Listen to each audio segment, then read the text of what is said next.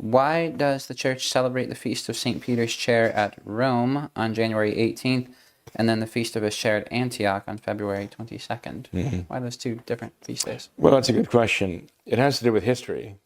When St. Peter left Jerusalem, he traveled northward to Antioch. Antioch was a cosmopolitan city. It was kind of a crossroads of the empire between the East and the West. So there was a lot of, ferment in Antioch, a lot of cultures mixed there, major caravan routes, cultures, bringing their wares, heavily traded city, and a lot of languages. It is not an accident that St. Peter went to Antioch. St. Paul, St. Barnabas had worked there and established the faith there, and there were Christians there.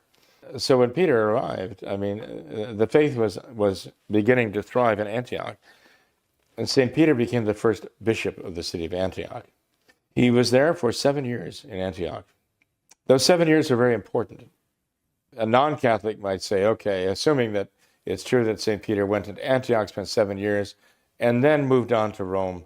Well, that just goes to show, again, a non-Catholic would say, that whether he's the bishop of Antioch, bishop of Rome, St. Peter was just one of the other apostles, like any other apostle. And if he could be bishop of Rome for 7 years before he was going on to Rome, again, it gets just to show that basically St. Peter was no one special. That's not true. Those 7 years in Rome, in Antioch, were very, very important for what followed in Peter's life, and that is being the Bishop of Rome and the Pope, the Supreme Pontiff and the Vicar of Christ on earth. Was he the Vicar of Christ on earth? Was he the Supreme Pontiff even as the Bishop of Antioch? And the answer is yes, he was. Christ established it. Christ had told him, you feed my lambs, you feed my sheep. He gave Peter that commission. And even before the apostles left Jerusalem, we see in Acts of the Apostles, chapter 1, chapter 2, we see Peter making decisions that all of the other apostles accepted without question. And he was manifestly inspired by the Holy Ghost to make these decisions. But at Antioch, Peter was actually being equipped with the knowledge and the understanding that he would need in Rome later. He was Hebrew. He knew, of course, Hebrew. He knew Aramaic. What skills did he have in Greek? What knowledge did he have in Latin? I don't know. It doesn't manifest itself in the Gospels. In Antioch, he received all that. He would have actually, in Antioch, for 7 years, been exposed to basically all of the cultures, the peoples, their beliefs, and so on in the empire. Because Antioch was a crossroads. You might say it was where Peter got his degree in what he needed to know to go to Rome and to preach eloquently in Greek and to have his preaching immortalized in the Gospel of St. Mark. St. Mark, who recorded St. Peter's words as he was preaching in the home of the emperor Pudens, or the senator Pudens in Rome. So St. Peter was actually being equipped with the natural abilities, the knowledge, the linguistics that he would need then when he was called to Rome 7 years later. And he was called to Rome, the very heart of the empire, to uphold the faith against one of the great heretics of the day, Simon the magician. We read about him and his conversion in the Acts of the Apostles. He was a sorcerer. He made his living that way. After he went through the course as a catechumen, he was baptized. He saw the miracles that the apostles worked, and he now wanted to have the power of miracle working. And he wanted to buy it.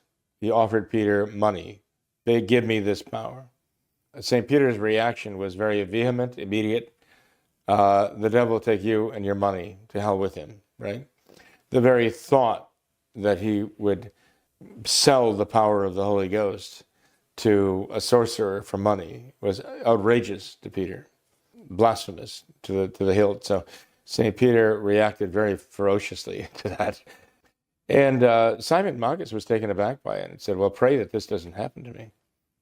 But Simon returned to his old ways. Rather than be faithful to Christ, he went back to the world, plying his trade as a sorcerer. and made quite a name for himself. And he was deceiving a lot of people in Rome. He was actually leading people to believe that he was a Christian, he was a baptized Christian, and what he was doing was, in some way or form, a practice of Christianity, very much fitting in with the Mithraic and the Gnostic milieu. There was a very great danger to the faith in this, of people being deceived by this man. And that is what moved the Christians in Rome to send for Peter. And it's interesting, they didn't send for anybody else. They sent for Peter. They sent off to Antioch. And Peter, recognizing that this was actually God calling him, left Antioch in the care of a successor, a bishop, and he went down to Rome, and he successfully withstood the intrigues and the wiles of Simon Magus, who in the process of trying to vindicate himself made a promise that he would fly. Well, he didn't fly for long, came crashing to the ground and died, trying to, let's say, carry out one of his tricks, So St. Peter remained in Rome then, as a bishop of Rome. And that was to be his proper place then. And that's how the Vicar of Christ and the head of the apostles actually came to Rome and remained established to see in Rome. Oh, but that doesn't really answer about the two feast days. The two feast days remain distinct. The Novus Ordo changed that. Yeah. The Novus Ordo decided after all of those centuries. By the way, I think the feast of St. Peter in Rome goes back to like the 3rd century. It's very ancient, right? But of course, in Antioch, they would celebrate the feast also that he was Bishop of Antioch too. And these feasts both had their place in the tradition of the church. The feast of St. Peter in Rome is on January 18th. St. Peter's chair in Rome is on January 18th. St. Peter's chair in Antioch, February 22nd. They are distinct feast days, but they both celebrate the presence of the Vicar of Christ as the bishop of these cities. The feast of St. Peter in Rome was, of course, meant to assert the fact that as now Bishop of Rome, that's one of the titles proper to the Supreme Pontiff of the Church and the Vicar of Christ on earth. And that is Peter's proper place, whoever Peter is, right, whatever his successor, his role is to be a Bishop of Rome. And to assert that fact against all those who would deny it, including Protestants who deny that Peter ever came to Rome. They just continue denying it, even despite all the historical evidence to the contrary, because, well, they just don't want it. So they just outright deny it. But there's an enormous amount of historical evidence, of course, and we have now, the grave of St. Peter under St. Peter's Basilica. And the very basilica was built where it was because it was where St. Peter's remains were buried after he was martyred there. So the celebration of these two feast days actually gave us two distinct days because of these two distinct exercises of St. Peter in Antioch and then in Rome. And we commemorate them both because they're both very historically and traditionally important to Catholics in the life of Peter and the governance of the church. By the way, the idea of chair refers to the fact also that in Antioch and in Rome, Peter actually had chairs that were given him because of his distinct authority, that he actually had a kind of throne of royalty made for him. These were made for him by the faithful because they recognized his authority.